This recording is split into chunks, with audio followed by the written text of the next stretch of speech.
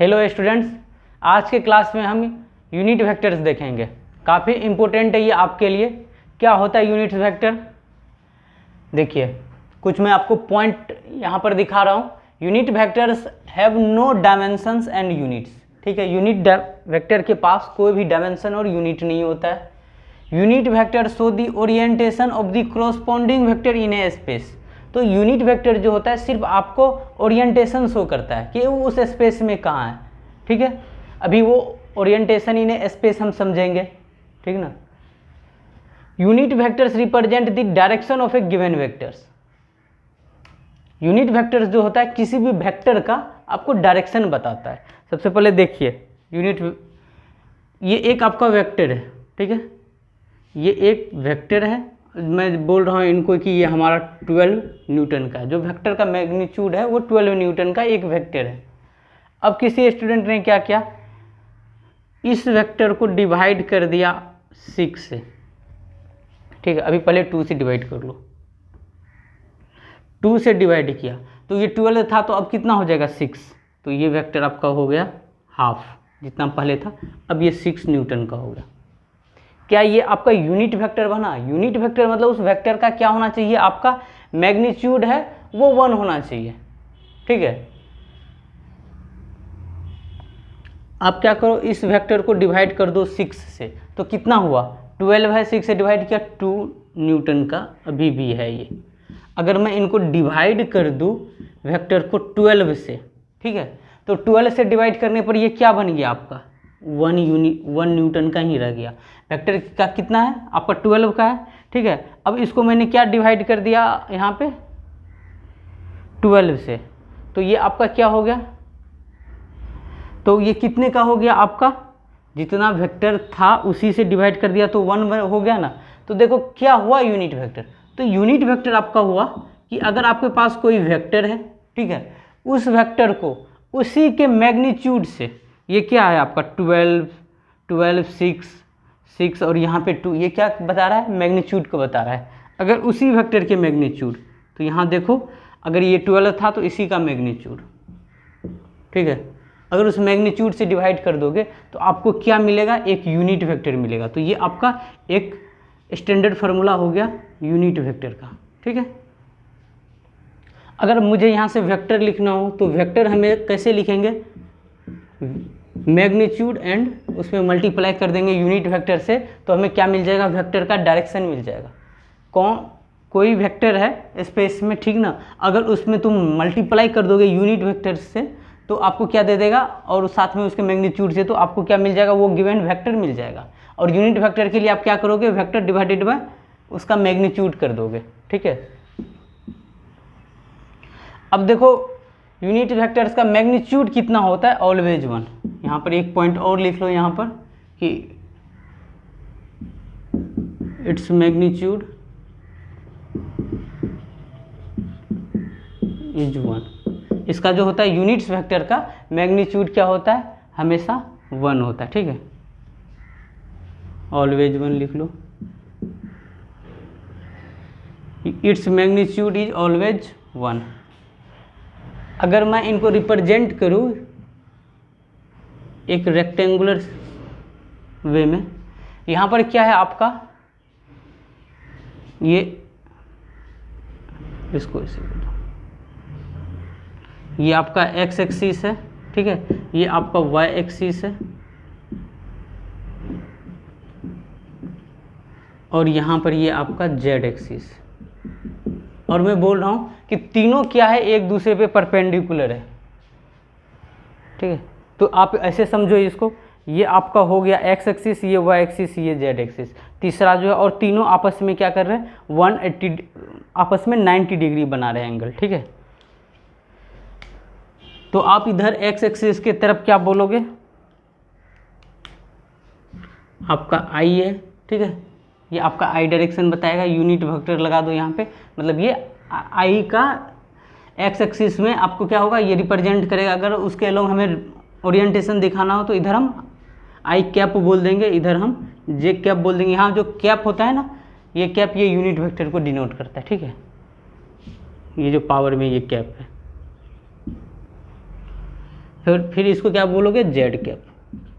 अच्छा यहाँ पे अगर मुझे लेना हो तो इसका क्या हो गया, रिवर्स हो गया, तो माइनस के कैप, यहाँ पर हो गया आपका माइनस जे, और ये हो गया आपका माइनस आई, मतलब ये बता रहा है ये पीछे वाला, ठीक है।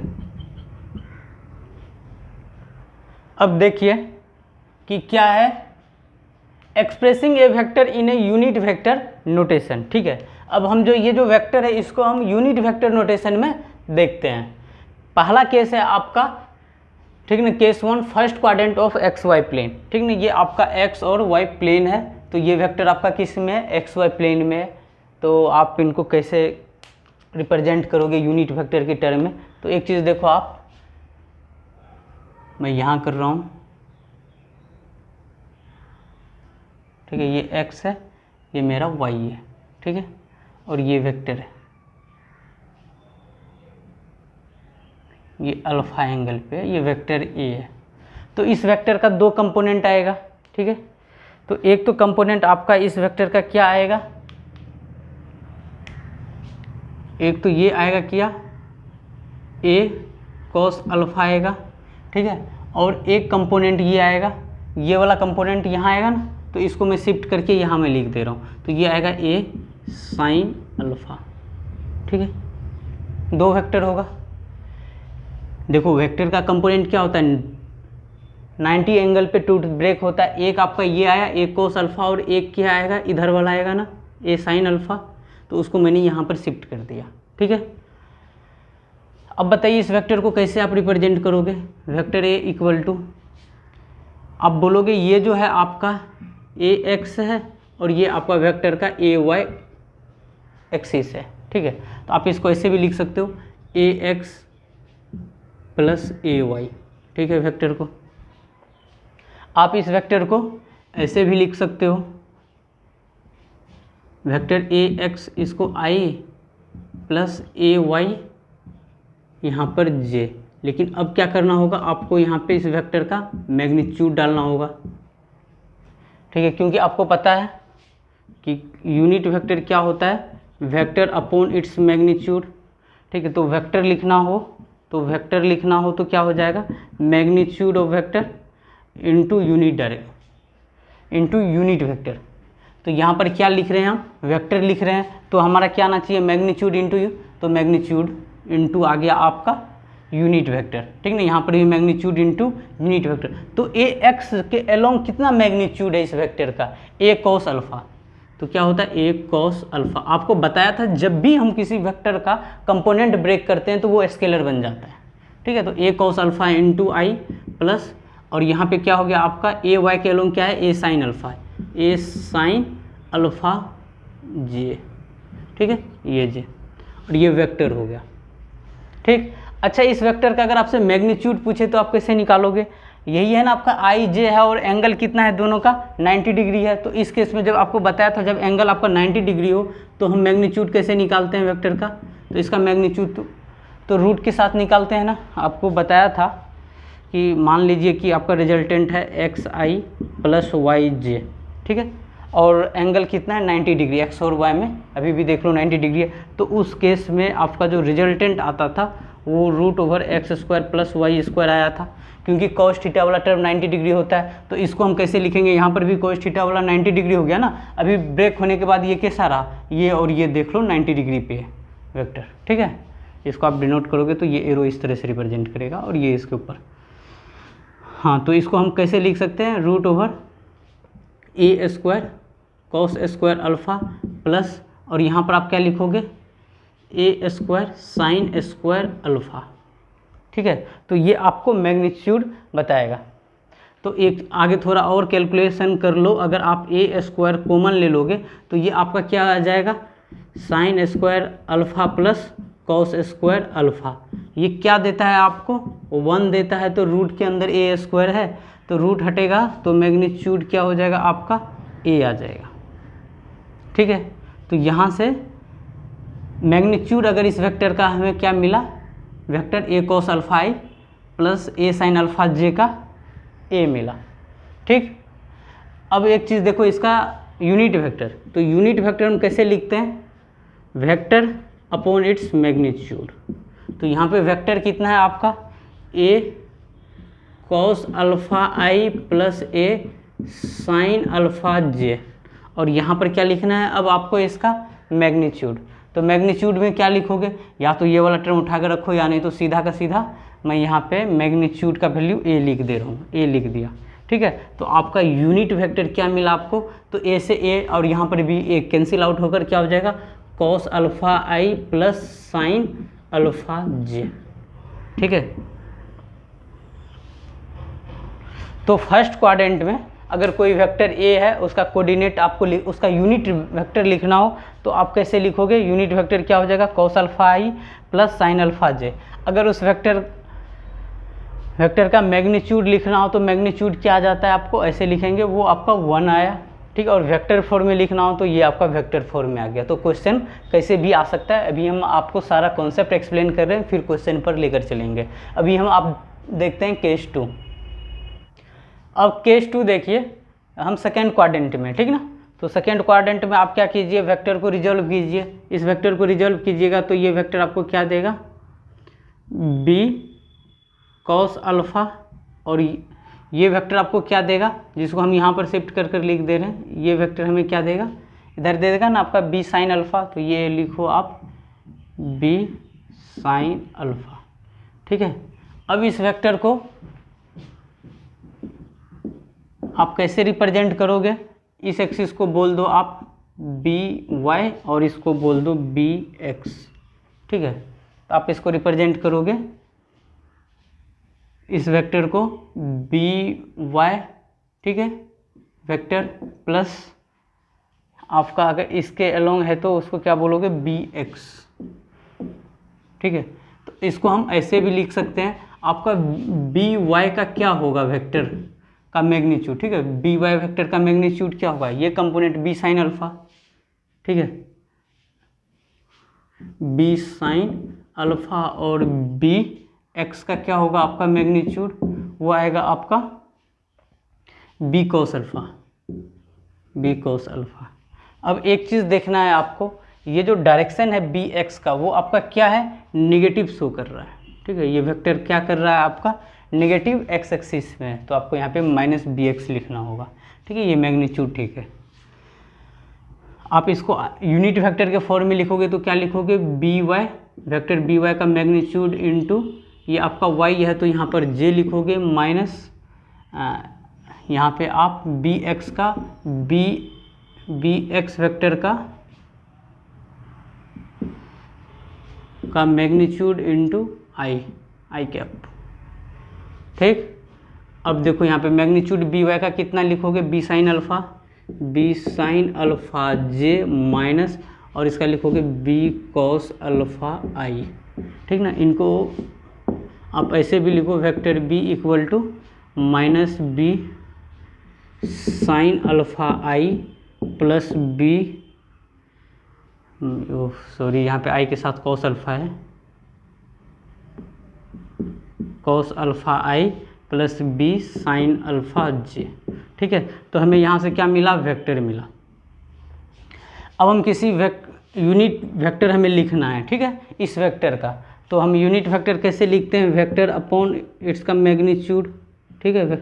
तो चलो वेक्टर कितना है आपका, minus b cos alpha i plus b sine alpha j, ठीक है। डिवाइड करोगे आप इसका मैग्नीट्यूड से, तो इसका मैग्नीट्यूड क्या आता है आपका, इसका स्क्वायर प्लस इसका स्क्वायर, तो वो आपका क्या हो जाएगा, माइनस b cos अल्फ़ा का square plus b sine alpha का स्क्वायर, ठीक है। तो यहाँ से देखो तो b square cos square alpha आ जाएगा plus b square sine square alpha आ जाएगा। जब b स्क्वायर को आप कॉमन ले लोगे तो हो जाएगा आपका sign square alpha plus cos square alpha. Sign square alpha plus cos square alpha आपका क्या देता है, 1 देता है, ठीक है।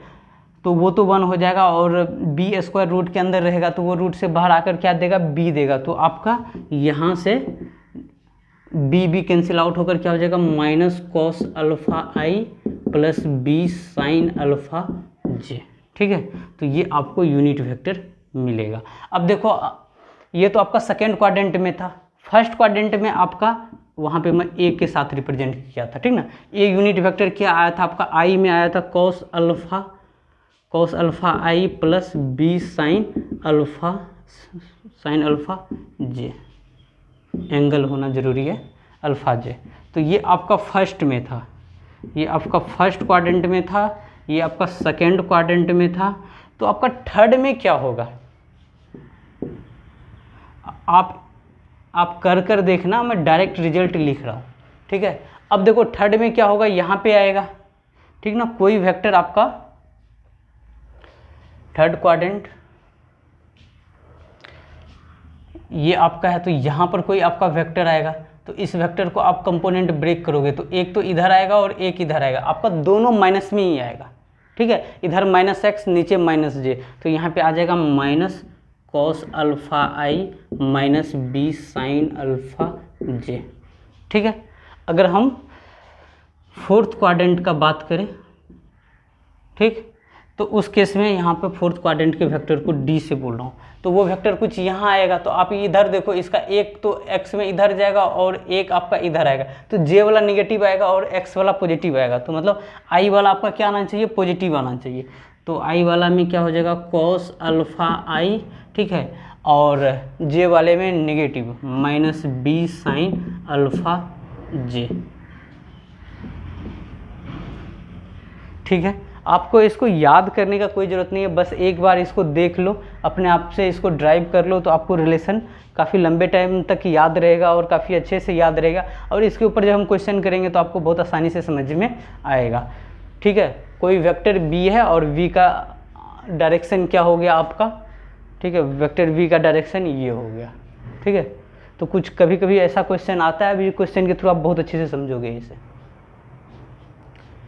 देखिए पहला क्वेश्चन क्या है, राइट मैग्नीट्यूड ऑफ वेक्टर। इस वेक्टर का आपको मैग्नीट्यूड लिखना है, तो मैग्नीट्यूड लिखने के लिए अब आपको पता चल गया इस वेक्टर का मैग्नीट्यूड, पहला पार्ट। तो क्या लिखोगे तुम, इस वेक्टर का मैग्नीट्यूड 10 ही है, तो 10 ही आ जाएगा ना। अगर आप इनको रूट के साथ लिखोगे तो ये क्या आ जाएगा, 10 का स्क्वायर, फिर 100 का रूट 10 ही आ जाएगा, ठीक है। तो आपको बताया था अगर कोई फोर्स F है तो इसका मैग्नीट्यूड आपको लिखना है तो वो F लिख दो। अब जैसे दो वेक्टर आ गया I और J आ गया, तो इस केस में मैग्नीट्यूड लिखना है तो कैसे लिखेंगे, रूट के साथ X square plus Y square मतलब 4 + 16 मतलब रूट 20, ठीक है। ये मैग्नीट्यूड ऑफ वेक्टर।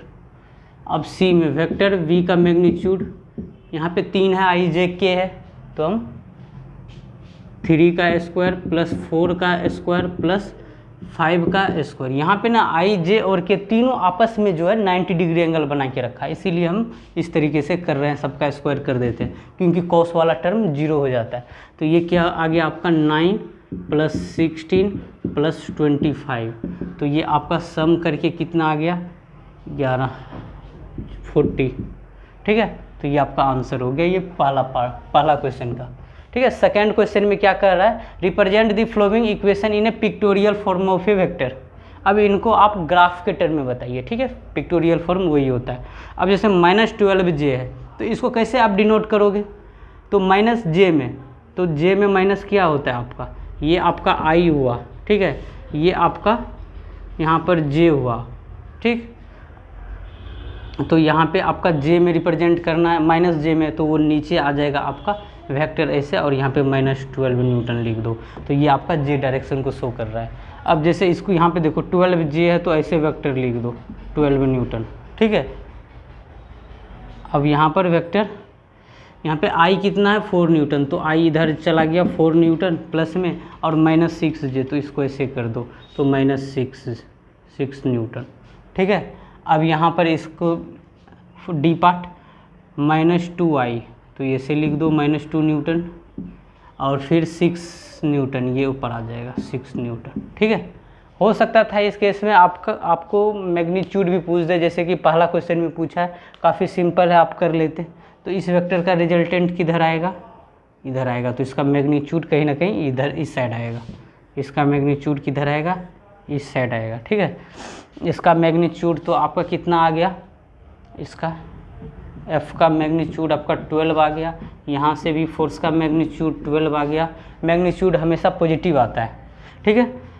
अब यहाँ पे इसका रिजल्टेंट क्या लिखोगे आप, √6 का स्क्वायर प्लस 4 का स्क्वायर, ठीक ना। यही आपका मैग्नीट्यूड देगा इस फोर्स का। मैग्नीट्यूड और रिजल्टेंट दोनों सेम ही टर्म है। इसका क्या मैग्नीट्यूड आएगा इस फोर्स का, तो इसका भी आ जाएगा आपका 6 स्क्वायर प्लस 2 का स्क्वायर का रूट, ठीक है। ये फोर्स का मैग्नीट्यूड देगा। तो आप इस तरीके से निकाल सकते हैं। Example 3, represent these vectors by equation in A terms of A unit vector, ठीक है। आप इनको क्या करना है, इक्वेशन के टर्म में लिखना है, ठीक है। यहाँ पे देखो 10 न्यूटन किसके अलोंग है, 10 न्यूटन आई लगा दो, ठीक है। यहाँ पे क्या लिखो, ये नीचे है ना, तो 2 मीटर पर सेकेंड स्क्वायर किस में है, ये आपका जे में है, और नीचे है तो माइनस लगा दो, ठीक है। ये ऊपर है तो आपका 5, यहाँ पर ये क्या जे लिखो, मीटर पर सेकेंड लगा दो। और इधर देखो, तो इधर ये क्या आपका 5 न्यूटन से नीचे की तरफ है ना, तो -5 जे लिखो, ठीक है। और ये आपका क्या प्लस एक्स में है, तो +8 आई लिखो, ठीक है। ब्रैकेट सबका मतलब यूनिट लिख दो न्यूटन। अब यहाँ पर देखो एक्स एक्सिस किधर जा रहा है आपका -50 आई, ठीक है। जे किधर है आपका, और यहाँ पर दे रखा है ये एक्स वाई जेड। आपको अगर आपको गिवन होगा तो आपको इसको फॉलो करना होगा, नहीं तो जो अपना स्टैंडर्ड है, स्टैंडर्ड फॉर्म में भी हम ऐसे ही करते हैं, ठीक है।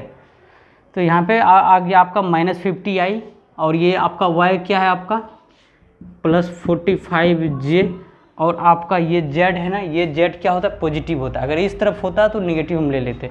तो यहाँ पे +30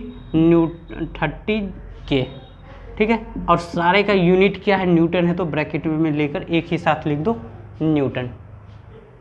एग्जाम्पल 4 देखिए, find the unit vector of A, ठीक ना। जो वेक्टर है 2i + 3j + 2k, ठीक है। तो अब आपको यूनिट वेक्टर लिखना है। तो यूनिट वेक्टर क्या होता है, vector divided by its magnitude, ठीक है। तो आप वेक्टर क्या है यहाँ पर 2i + 3j + 2k। अब मैग्नीट्यूड लिखना है, तो चलो मैं मैग्नीट्यूड वेक्टर का यहाँ पर निकाल रहा हूँ। वेक्टर है, इसका मैग्नीट्यूड कैसे निकालते हैं, रूट लगा देते हैं, ठीक ना। रूट के साथ 2 का स्क्वायर प्लस 3 का स्क्वायर प्लस 2 का स्क्वायर, तो ये कितना आ गया आपका 4 + 9 + 4, ये आ गया आपका √17। तो यहाँ पे मैग्नीट्यूड क्या लिखोगे, √17, ठीक है। तो ये आपको क्या देगा, यूनिट वेक्टर देगा इस वेक्टर का। ये आपका फाइनल आंसर हो गया। एग्जाम्पल 5 देखिए, find the unit vector of vector A plus vector B, where vector A given आपको, वेक्टर बी गिवन है। वेक्टर ए है आपका 2i - j + 3k, और वेक्टर बी है 3i - 2j - 2k, ठीक है। तो सबसे पहले वेक्टर ए प्लस बी आप निकाल लीजिए, ए प्लस बी। अब वेक्टर को कैसे ऐड करेंगे, i j k में है ना, तो सिंपल जैसे आप अलजेब्रा में ऐड करते हो वैसे ही वेक्टर को यहाँ पर ऐड होगा, ठीक है। तो आप जैसे i और i को आप आसानी से बोल दोगे 5i, क्योंकि दोनों का एंगल क्या है, 0 है, तो क्या हो जाता है, वेक्टर ऐड हो जाता है। समझ में आ गया होगा आपको। यहाँ पे वेक्टर 2i इधर है और वेक्टर 3i इधर है, तो हम सीधा दोनों को ऐड करके बोल देंगे 5i, ठीक है। तो सिंपली एडिशन रूल यहाँ पे फॉलो होगा। तो क्या आ जाएगा आपका 5i, और यहाँ पर क्या हो जाएगा, दोनों निगेटिव तरफ है, तो -3j और k को ऐड करोगे तो कितना आएगा आपका, ये -2k है, ये +3k है, तो क्या बचेगा आपका, k बचेगा, ठीक है। अब मैं इस वेक्टर को बोल दे रहा हूँ, लेट इसको मैं वेक्टर c बोल दे रहा हूँ, ठीक है। तो हमें a + b का ही हमें क्या निकालना है, आप यूनिट वेक्टर निकालना है। तो c वेक्टर का यूनिट वेक्टर क्या होगा, vector c divided by vector c का मैग्नीट्यूड। तो एक चीज़ निकाल लो आप, वेक्टर c का मैग्नीट्यूड क्या आ जाएगा, रूट के साथ क्या आ जाएगा यहाँ पे 25 + 9 + 1, तो ये क्या हो जाएगा, ये आपस में ऐड होके 10 और ये 25 35, ठीक है। ये आपका 35 आ जाएगा। तो क्या आ जाएगा आपका यहाँ से unit vector 5i - 3j + k divided by √35, ये आपका यूनिट वेक्टर आंसर आ जाएगा। एग्जाम्पल 6, आपके पास एक वेक्टर है, ठीक है, 0.3i + 0.4j + ck। Calculate the value of c if A is a unit vector. अगर आपका वेक्टर आप ए को बोल रखा है, अगर ए यूनिट वेक्टर है उस केस में आप सी निकालिए। तो देखिए एक चीज़ आप जानते हैं कि यूनिट वेक्टर का क्या होता है, मैग्नीट्यूड 1 होता है। तो अगर इस वेक्टर का हम मैग्नीट्यूड निकालें, वेक्टर ए का हम मैग्नीट्यूड निकालें तो क्या आएगा हमारा 0.3 का स्क्वायर प्लस 0.4 का स्क्वायर प्लस सी का स्क्वायर आएगा कि नहीं। ठीक है, if vector is unit vector, if vector is unit vector then its magnitude must be unity। ठीक ना, तो इसका मैग्नीट्यूड क्या होना चाहिए, 1 होना चाहिए, तो मैग्नीट्यूड 1 लगा दो। ठीक है, और क्या करोगे आप, इसका स्क्वायर, इसका 0.3 का क्या होता है 0.09 प्लस 4 का क्या होगा स्क्वायर करने पर 0.16 प्लस सी स्क्वायर, दोनों साइड स्क्वायर कर दो, 1 का स्क्वायर तो 1 ही आएगा, और यहाँ से आपका क्या आ जाएगा 16 और 9 0.25 प्लस सी स्क्वायर। ठीक है, अब यहाँ से आप कैसे लिख सकते हो, C square is equal to 1 minus 0.25, तो यहाँ से सी स्क्वायर क्या हो जाएगा 0.75, तो सी क्या हो जाएगा अंडर रूट 0.75। ठीक है, तो ये आपका फाइनल आंसर हो जाएगा। यहाँ पे सी का वैल्यू क्या आ जाएगा रूट अंडर 0.75। देखो क्या किया कि सबसे पहले ये वेक्टर गिवन है, अगर हम इनको यूनिट वेक्टर निकालें तो हमें पता है कि वेक्टर का मैग्नीट्यूड क्या है। ठीक है, और वेक्टर कैसा दे रखा है कि वेक्टर यूनिट वेक्टर दे रखा है, तो हम वेक्टर का ये प्रॉपर्टी लगा सकते हैं कि इसका मैग्नीट्यूड क्या होना चाहिए 1 होना चाहिए। तो वहाँ से अगर हमने मैग्नीट्यूड 1 किया इसका और इसका स्क्वायर, तो सिर्फ एक ही अननोन रह गया था हमारे पास सी, जो कि हमने कैलकुलेट करके निकाल लिया। तो इस टाइप का क्वेश्चन आएगा, तो ये आपका एक अच्छा स्टैंडर्ड वे है, इससे आप सोल्व करोगे।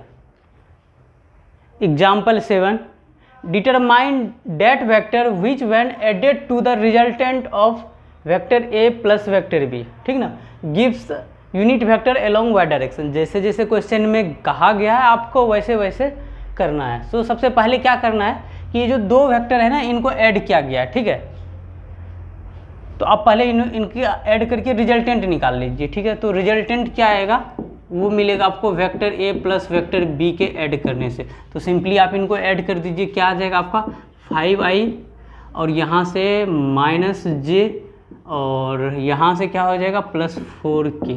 ठीक है, तो आपका जो वेक्टर निकल के आया, जो रिजल्टेंट आया वो क्या आया 5i माइनस जे प्लस 4k। ठीक है, अब क्वेश्चन में फिर से आइए, डिटरमाइन दैट वेक्टर, ठीक है, which when added to the resultant of इतना gives the unit vector along the Y direction. आपको यूनिट वेक्टर दे रहा है और किधर अलोंग द वाई डायरेक्शन में। ठीक है, इसमें इस वेक्टर में आप कुछ ऐड कर रहे हो तो वो आपको जे डायरेक्शन में ही मिल रहा है। कहने का क्वेश्चन बोल रहा है कि आपको जे वेक्टर मिलेगा अलोंग द जे डायरेक्शन। ठीक ना, यहाँ पे वेक्टर ना करके जे कैप डालो, मतलब जे के अलोंग आपको यूनिट वेक्टर मिलेगा। आप रिजल्टेंट में अगर कुछ ऐड करोगे तो मुझे वो पता नहीं है क्या ऐड करना है, तो यहाँ पे मैंने बोल रखा हूँ कि x को मैं ऐड करूँगा। ठीक है, x वेक्टर को मैं ऐड करूँगा, तो आपको पता चल जाएगा कि अब देखो मैंने कंफर्म कर दिया हमें जे के अलोंग ही मिलेगा। ठीक ना, तो हमने जे डाल दिया, ना आई डाला ना के डाला, तो हमें जे के अलोंग ही मिलेगा। इस रिजल्टेंट में एक्स को ऐड कर दिया, जैसा जैसा कि क्वेश्चन बोला गया था हमने वैसा ही किया। तो रिजल्टेंट डालो, यहाँ पर क्या है 5i माइनस जे प्लस 4k और यहाँ पर क्या हो गया प्लस x। ठीक है, तो x वेक्टर क्या मिलेगा। ठीक है, इसको इस साइड कर दो तो j माइनस आ जाएगा आपका, j माइनस आ जाएगा आपका 5i माइनस जे प्लस 4k। ठीक है, समझ में आ रहा है सबको। अब क्या करना है, j minus plus minus minus 5i plus J और यहाँ पे क्या आ जाएगा माइनस 4k। ठीक है, माइनस 5i और यहाँ पे j प्लस जे क्या हो जाएगा आपका 2j और ये आपका क्या आ जाएगा माइनस 4k। तो ये वेक्टर आपको किधर मिल गया अब अलोंग दीजिए, और ये जो आपका x है यही पूछा गया था, ये क्या है आपका रिक्वायर्ड वेक्टर, रिक्वायर्ड वेक्टर यही हमें निकालना था। तो ये आपका फाइनल आंसर भी हो गया। ठीक है, तो आपको समझ में आ गया होगा कि सबसे पहले बोला गया था कि आप ऐड कीजिए, ऐड करने के बाद हमें रिजल्टेंट मिला, फिर हमें बोला कि उस रिजल्टेंट में हम कुछ भी ऐड करें, ठीक है, कुछ भी ऐड करें वो हमें जे के ही एलोंग मिले, तो हमने जे के एलोंग कर दिया। अगर ये इक्वेशन आपको लिखने के लिए आ गया तो आप आंसर तक आसानी से पहुंच गए। ये आपका फाइनल आंसर रहा। Example 8, a car is moving in a direction, ठीक ना, डायरेक्शन गिवन है -4i + 3j with a speed of 10 metre per second, ठीक है। आप फिर है कि write the velocity vector of a car in unit vector notation, ठीक ना, आपको लिखना है कि velocity vector in a unit vector notation में आपको आंसर चाहिए। तो सबसे पहले आप ये पोजीशन ड्रॉ कीजिए कि क्या है, तो आपका -4i तो कुछ इधर आया और 3j यहाँ आया, ठीक है। तो आपका जो वेक्टर है वो इधर और इधर है, ये आपका 4i में है और ये आपका 3j में है। तो आपका वेक्टर का जो रिजल्टेंट होगा वो कुछ यहाँ पे वेक्टर का रिजल्टेंट लाइक कर रहा होगा। तो देखिए वेक्टर क्या है आपका -4i + 3j। तो चलिए आप ये जो गिवन वेक्टर है, ठीक ना, आप इनका डायरेक्शन निकाल लीजिए। तो वेक्टर का डायरेक्शन क्या होगा इस वेक्टर का, तो यूनिट वेक्टर ऑफ आर किधर है, अभी डायग्राम से तो आपको पता चल रहा है, लेकिन हम यूनिट वेक्टर नोटेशन में इनका पोजीशन कैसे निकालेंगे, vector divided by its magnitude. तो ये क्या आ जाएगा -4i + 3j और इनका मैग्नीट्यूड क्या आ जाएगा 4 का स्क्वायर + 3 का स्क्वायर। तो 4 का 16 और 3 का 9 25 आएगा। तो आप इसको लिख सकते हो -4/5i + 3/5j, ठीक है। तो ये आपको यूनिट वेक्टर मिल गया कि मतलब जो इस पोजीशन वेक्टर का डायरेक्शन आपको मिल गया, ठीक है। ये आपको क्या बताता है, direction of vector R, direction of vector R, ठीक है। आपको तो ये तो पता ही है आर क्या होता है, आपका वेक्टर होता है और ये आपका मैग्नीट्यूड ऑफ वेक्टर आर होता है।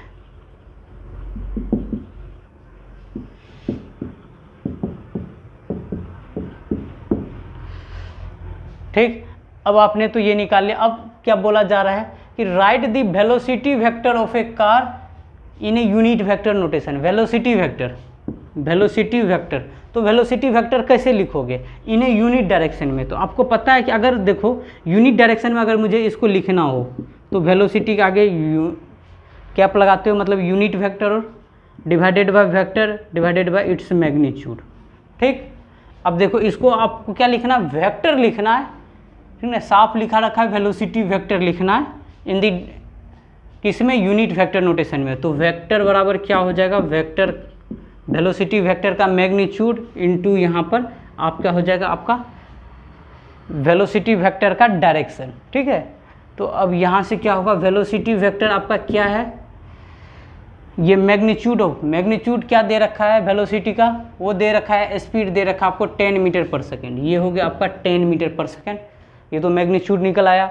अब ये डायरेक्शन जो वेलोसिटी वेक्टर है, ये डायरेक्शन क्या होगा, ये डायरेक्शन उधर ही होगा जो जिधर पोजीशन वेक्टर होगा। आप चाहो तो यहाँ पे वेलोसिटी वेक्टर का डायरेक्शन लिखो, या नहीं तो आप यहाँ पे आर कैप लिख लो, ठीक है। क्योंकि जो आपका पोजीशन होगा, जो आपका ये जो गिवन है पोजीशन दे रखा है, बॉडी किधर मूव कर रहा है, वेलोसिटी भी उधर ही होगा, तो यहाँ पे आर कैप, तो वो आपका क्या हो जाएगा, तो ये अभी हमने निकाला है, तो वो यहाँ पे आ गया -4/5i + 3/5j, ठीक।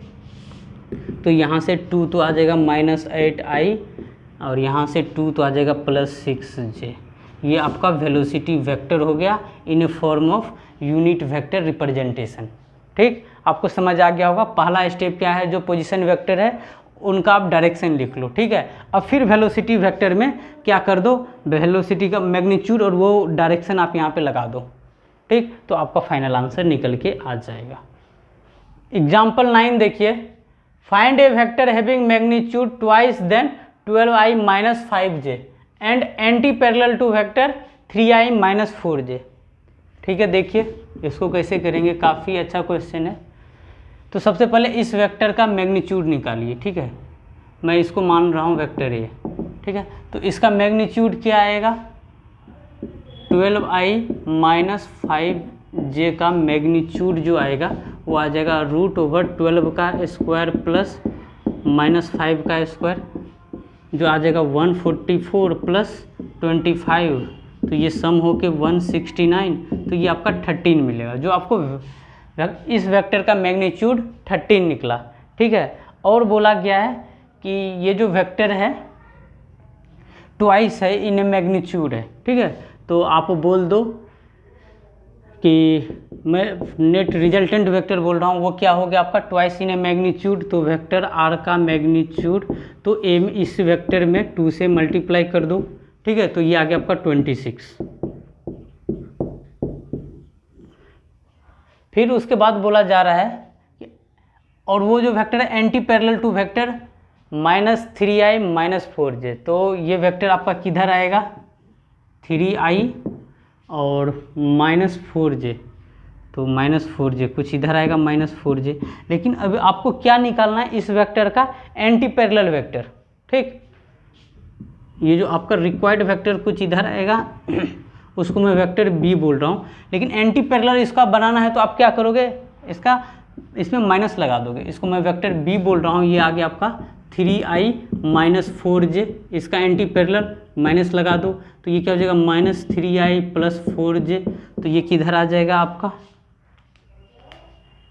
4j आपका इधर आ गया और -3i आपका इधर आ गया। ठीक है, तो इसका रिक्वायर्ड वेक्टर आपको इधर मिलेगा, ये आपका रिक्वायर्ड वेक्टर मिलेगा वेक्टर बी। ठीक, अब आपको निकालना क्या है, डायरेक्शन निकालना है इस वेक्टर का। ठीक है, ये वेक्टर का डायरेक्शन किधर है। ठीक, इस वेक्टर बी का अगर मैं यूनिट वेक्टर निकालूँ तो कैसे निकलेगा, vector B divided by magnitude of vector B, तो ये आ गया आपका vector -3i + 4j divided by इसका मैग्नीट्यूड लोगे तो इसका मैग्नीट्यूड क्या होगा √3 का स्क्वायर प्लस 4 का स्क्वायर, मतलब -3/5i + 4/5j। ठीक, ये आपका क्या मिला, डायरेक्शन मिला इस वेक्टर का, एंटी पैरेलल जो वेक्टर है। अब हमें वेक्टर कैसे निकालेंगे, हम मैग्नीट्यूड निकाल चुके हैं, तो जो हमारा नेट जो आपका रिक्वायर्ड वेक्टर होगा जिसके बारे में क्वेश्चन में पूछा जा रहा है वो वेक्टर क्या होगा। तो सबसे पहले यहाँ पर मैग्नीट्यूड उस वेक्टर का वो आपका क्या आ गया आपका 26, और डायरेक्शन क्या लिखोगे। ठीक ना, डायरेक्शन क्या आएगा इस वेक्टर का, ये वाला डायरेक्शन ही तो बता रहा है, तो ये डायरेक्शन आप लिख दो -3/5i + 4/5j। ठीक है, तो कोई भी वेक्टर लिखने का क्या तरीका होता है, कोई वेक्टर होता है कुछ मैग्नीट्यूड टर्म आता है फिर वहाँ पे डायरेक्शन आता है। ठीक ना, एन कैप डायरेक्शन रिप्रेजेंट करेगा। तो यहाँ पे किस वेक्टर का हम बारे में बात कर रहे हैं, तो वो वेक्टर जिसका क्या है मैग्नीट्यूड ट्वाइस है और एंटी पैरेलल टू इस वेक्टर का है। ठीक है, तो उस वेक्टर का आपने डायरेक्शन ले लिया और तो यहाँ से आप रिक्वायर्ड वेक्टर ये बोल दोगे फाइनल आंसर। ठीक, से ये आपका x एक्सिस हो गया, ये आपका y एक्सिस हो गया और ये आपका z एक्सिस हो गया। ठीक, तो होता क्या कि यहाँ पर x, y और z आपस में क्या होता है, तीनों परपेंडिकुलर होता है। ठीक है, इसको हम रेक्टेंगुलर कंपोनेंट्स भी बोलते हैं। तो देखिए यहाँ पर इसको मैं क्यूबॉइड के फॉर्म में बना रहा हूँ। ठीक है, तो आपको और बेटर से समझ में आएगा।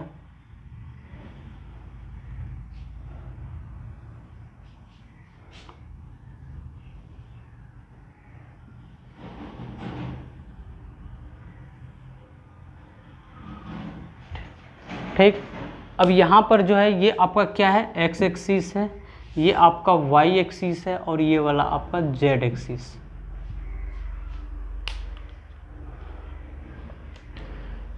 अब देखिए इसको इधर मैं बोल दे रहा हूँ वेक्टर ax, इसको बोल दे रहा हूँ वेक्टर ay।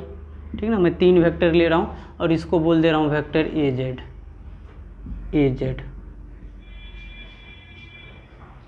आपको वेक्टर ax और a, अब इनका हमें रिजल्टेंट निकालना है। ठीक है, इन तीनों वेक्टर का, तो आप ऐसा बोल सकते हो कि वेक्टर ax और ay का रिजल्टेंट कुछ इधर आएगा।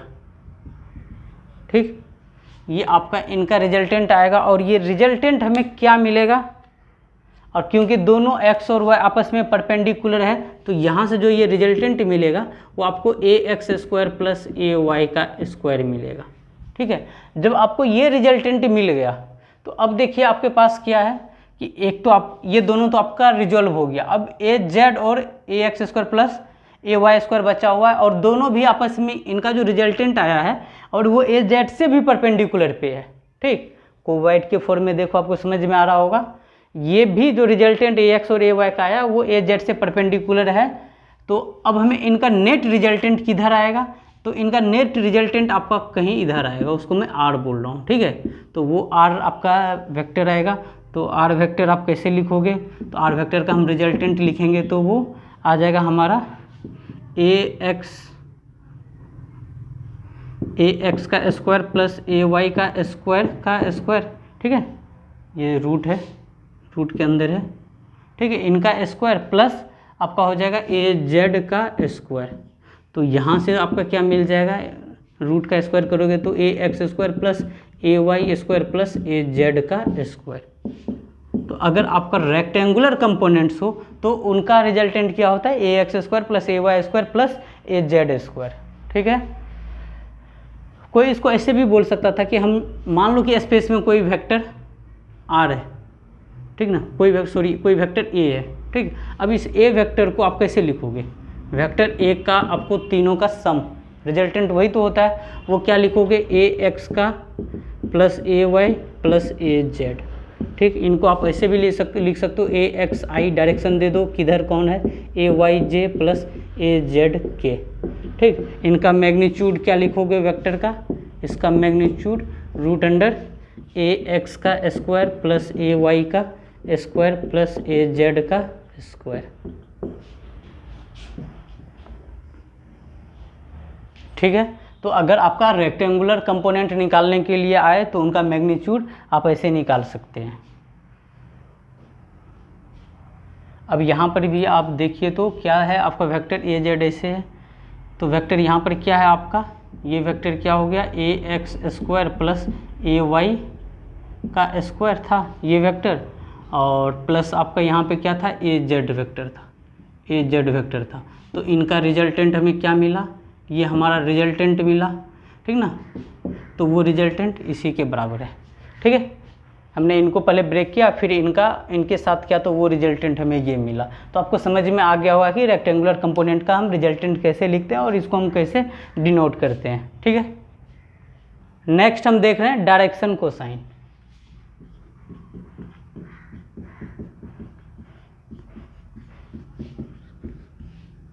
डायरेक्शन कोसाइंस काफ़ी इंपॉर्टेंट है आपके लिए।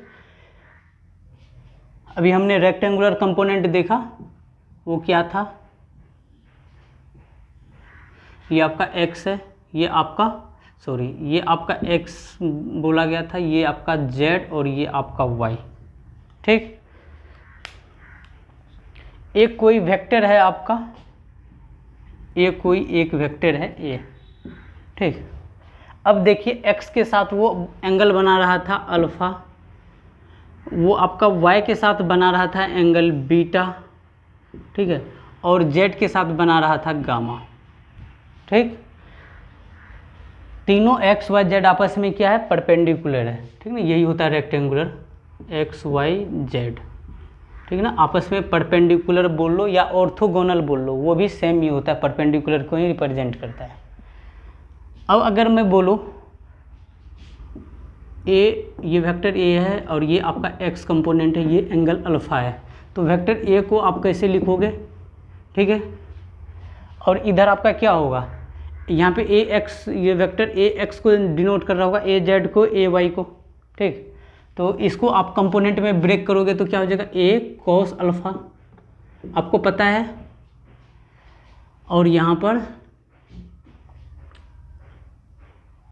अब हम क्या कर रहे हैं, क्योंकि हम मैग्नीट्यूड लिख रहे हैं। ठीक है, एक cos अल्फ़ा लिखोगे यहाँ पे।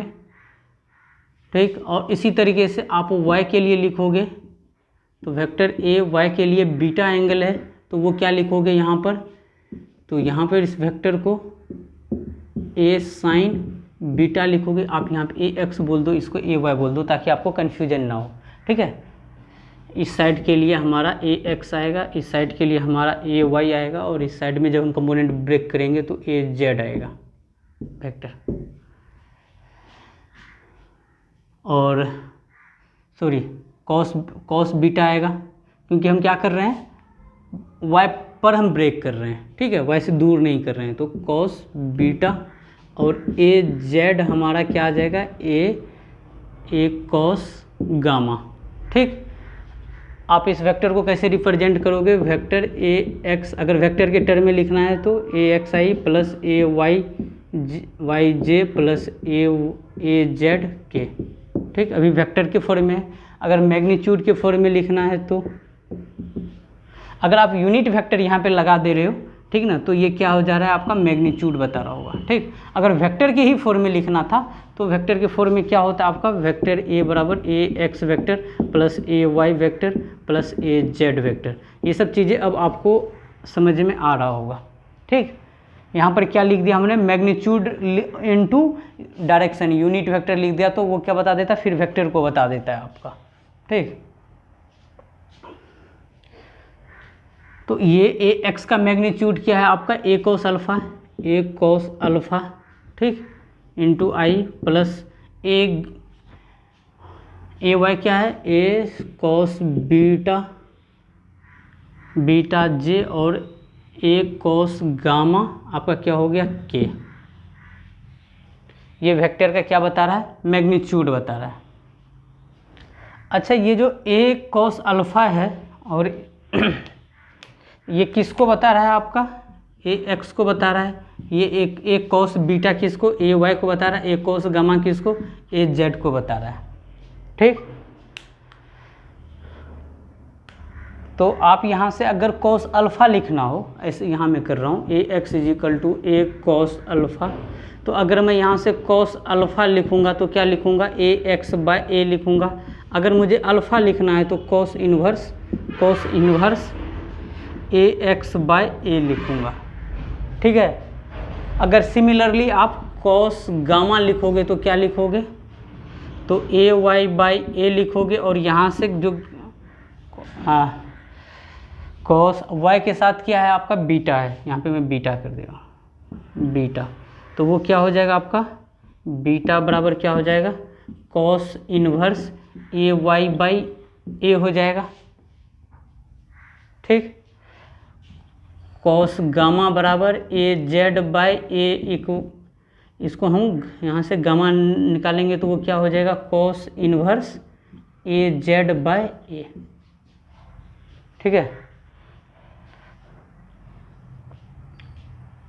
अब एक चीज़ और देखिए, अगर आपसे यहाँ पे cos alpha, cos beta and cos gamma क्या है, तो यहाँ पे ये आप नोट करके लिख लो कि cos alpha, cos beta and cos gamma are direction cosine.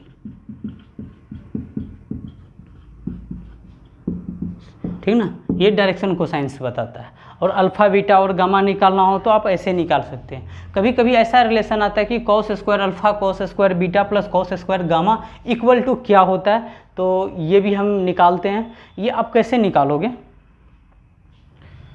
देखो आप ये कैसे निकालोगे कि आपको पता है ना, यहाँ पर कॉस अल्फ़ा कैसे लिखोगे, यहाँ से कॉस अल्फ़ा के जगह पे लिखोगे ना ए एक्स डिवाइडेड बाई ए। ठीक है, कॉस अल्फ़ा इक्वल टू क्या हो जाएगा, ए एक्स डिवाइडेड ए। सिमिलरली आप कॉस बीटा कैसे लिखोगे, ए वाई डिवाइडेड बाई ए, और कॉस गामा कैसे लिखोगे, ए जेड डिवाइडेड बाई ए लिखोगे। इसको इक्वेशन 1 बोलो, इसको 2 बोलो, और इसको 3 बोलो। ठीक, अब मैं क्या कर रहा हूँ कि स्क्वायर कर रहा हूँ और फिर उसको ऐड कर रहा हूँ। ठीक ना, स्क्वायरिंग एंड एडिंग। मुझे कुछ स्पेस चाहिए तो मैं आगे का रफ कर रहा हूँ। आप क्या करो, सबसे पहले इसको नोट करो, फिर इसको नोट करो, फिर इधर नोट करना, फिर इधर नोट करना।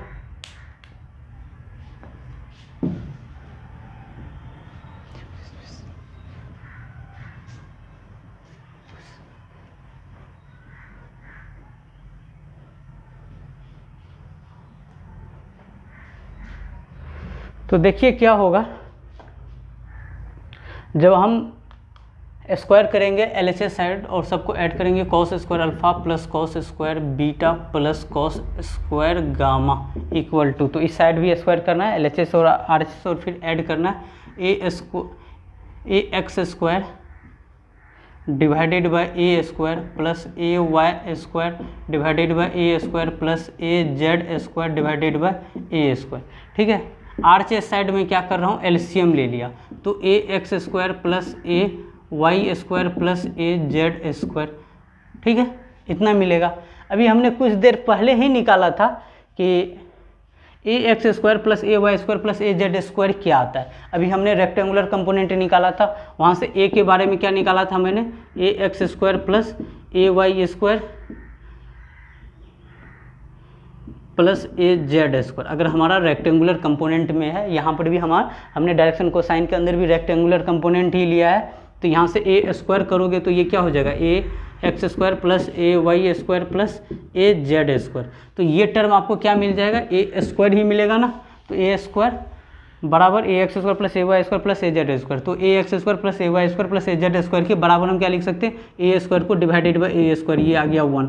तो हमारा क्या रिजल्ट निकल के आ गया, cos square alpha plus cos square beta plus cos square gamma equal to 1।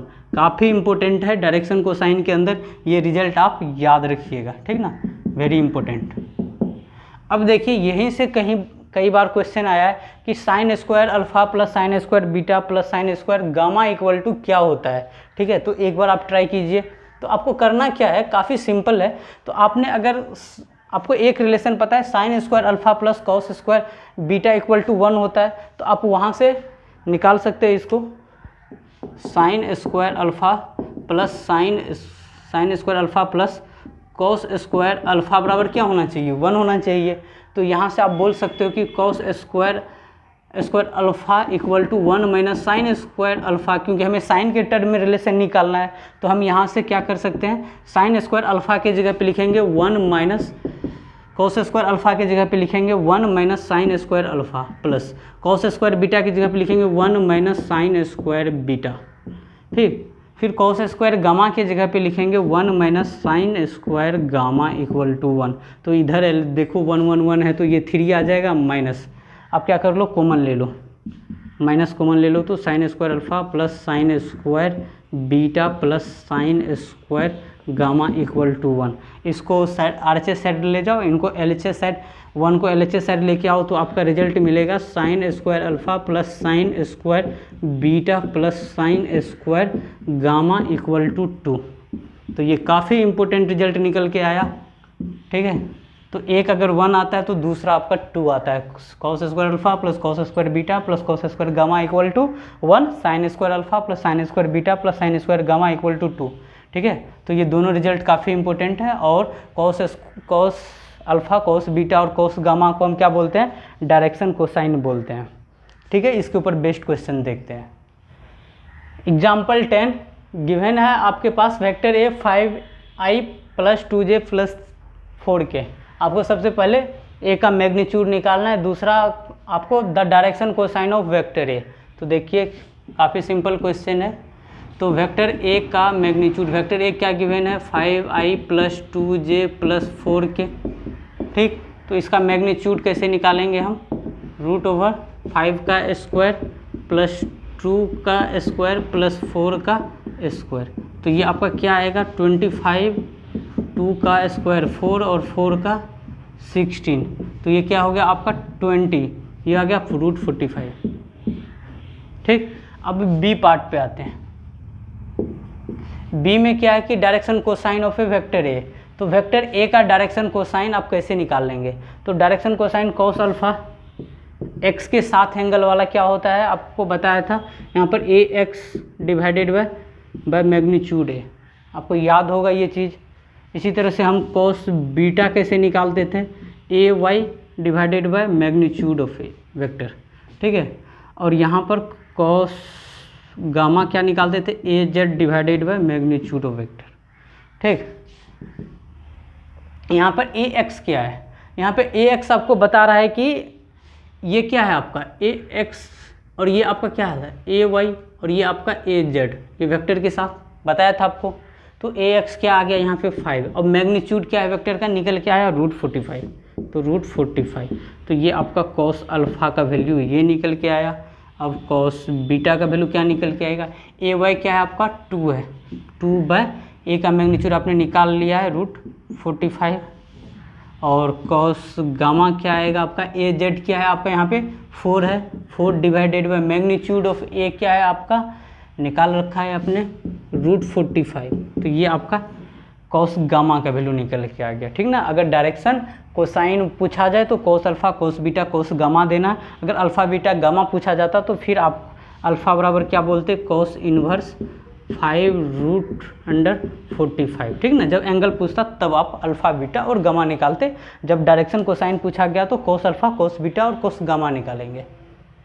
Example 11, A bird moves with a velocity of 20 meter per second in a direction making an angle of 60 degree with the eastern line and 60 degree with vertical upward, represent the velocity vector in a rectangular form, ठीक है।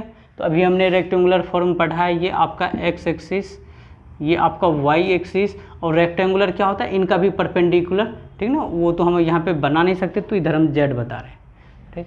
और एक चीज़ और आप जानते हो, ये आपका क्या होता है नॉर्थ लाइन, ये आपका क्या होता है साउथ लाइन, ये आपका ईस्ट लाइन, और ये आपका वेस्ट लाइन। तो नॉर्थ किस पे है आपका y पे है, और ईस्टर्न लाइन किस पे आपका x एक्सिस पे है, ठीक, और z जो है आपका वर्टिकल लाइन है। तो देखिए, तो a bird moves with a velocity 20 metre per second in a direction making an angle of 60 degree with eastern line, ये आपका ईस्टर्न लाइन हुआ, ठीक है। तो इससे क्या बना रहा है 60 डिग्री, तो मतलब अल्फ़ा क्या हो गया 60 डिग्री, ठीक। एक्स एक्सिस के साथ हम अल्फ़ा लेते हैं, and 60 degree with vertical upward. और वर्टिकल अपवार्ड बोल रहा है ना, तो इसका मतलब ये मत समझ जाना कि आपका ये वाई के साथ नहीं, वर्टिकल वाला बात बोल दिया ना, तो ये एक्स वाई के साथ वर्टिकल होता है जेड कंपोनेंट, ठीक है। तो आपके पास अल्फ़ा बीटा और जेड के साथ क्या होता है गामा, वो दे रखा है 60 डिग्री, और बीटा का वैल्यू आपको गिवन नहीं है, ठीक है। तो हम पहले बीटा का वैल्यू निकालेंगे कि ये जो आपका नॉर्थ लाइन है वो क्या होगा हमारा, नॉर्थन लाइन, ईस्टर्न लाइन तो गिवन है।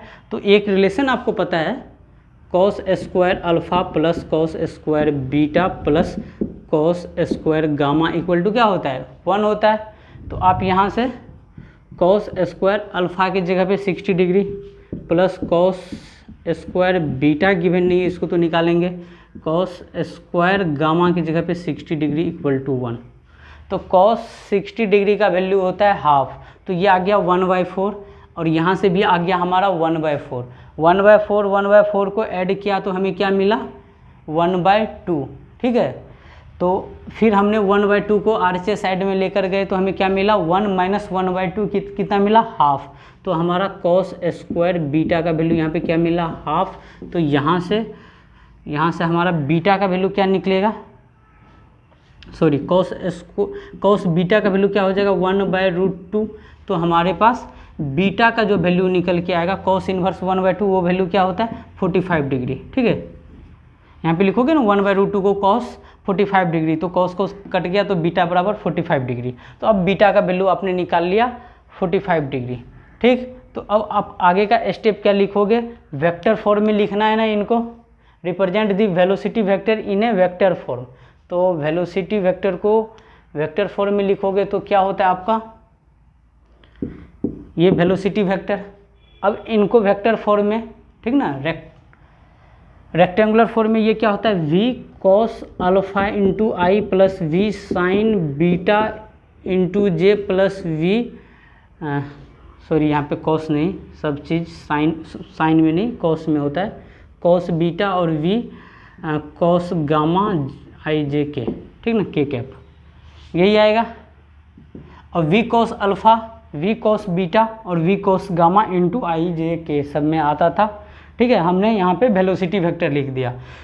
आप v सबसे कॉमन ले सकते हो, ठीक ना। तो v क्या है आपका मैग्नीट्यूड है, वो क्या दे रखा है वेलोसिटी वेक्टर का 20 मीटर पर सेकेंड, यहाँ से 20 कॉमन ले लिया सबके साथ। अब cos अल्फ़ा का वैल्यू आपको पता है कितना है 60 डिग्री, cos बीटा का 45 डिग्री, cos गामा का वैल्यू 60 डिग्री। तो सारा वैल्यू रखिए और तो आपको वेलोसिटी फॉर्म में आंसर निकल कर आ जाएगा। तो ओके लिखिए यहाँ पे cos alpha cos 60 degree, cos 60 degree होता है हाफ, तो I/2 प्लस फिर cos बीटा होता है क्या, वो बीटा की जगह पर हम क्या रखेंगे 45 डिग्री, तो जे कैप बाय √2, ठीक, प्लस यहाँ पे cos gamma 60 degree, cos gamma half होता है तो k कैप बाय हाफ, ठीक। एक बार और सिंप्लीफाई कर लीजिए, तो यहाँ से 2 से 10 आ जाएगा, तो वेलोसिटी वेक्टर आ जाएगा आपका 10I, और यहाँ से आप √2/√2 डिवाइड कीजिएगा, ठीक है, तो 10√2 आएगा प्लस 10√2 क्या आएगा आपका j के साथ प्लस, और यहाँ से भी आपका 10k कैप, ठीक है। तो फाइनल आंसर आपका आएगा 10I plus 10√2j plus 10k cap, ठीक। तो पहला स्टेप क्या है आपका यहाँ पे, तो सबसे पहले जानना कि ईस्टर्न लाइन क्या होता है, नॉर्थर्न लाइन क्या होता है, और उसके बाद अपवर्ड वर्टिकल लाइन क्या होता है। तो वर्टिकल लाइन जेड को रिप्रेजेंट करता है, तो वो जेड क्या होता है गामा से होता है, वो 60 डिग्री अल्फ़ा, तो एक बीटा रह गया था वो निकाल लिया। तो बीटा निकलने के बाद आपको वेक्टर फॉर्म में ऐसे हम लिखते हैं ना, तो ये यहाँ पर क्या बता रहा होगा, Vx को बता रहा होगा, ये आपको Vy का बता रहा होगा, ये आपको Vz को बता रहा होगा, ठीक है। आज के क्लास को हम यहीं तक रखेंगे, बाकी हम नेक्स्ट क्लास में आगे डिस्कस करेंगे। तो आज की क्लास में हमने यूनिट वेक्टर पढ़ा, यूनिट वेक्टर का डायरेक्शन क्या होता है, मैग्नीट्यूड क्या होता है वो पढ़ा, रेक्टेंगुलर कंपोनेंट देखा, डायरेक्शन को साइन देखा, और इनके ऊपर काफ़ी जो डिफरेंट टाइप के क्वेश्चन आ सकते हैं सारे हमने डिस्कस किया। तो आज के लिए इतना ही, थैंक यू एवरीवन।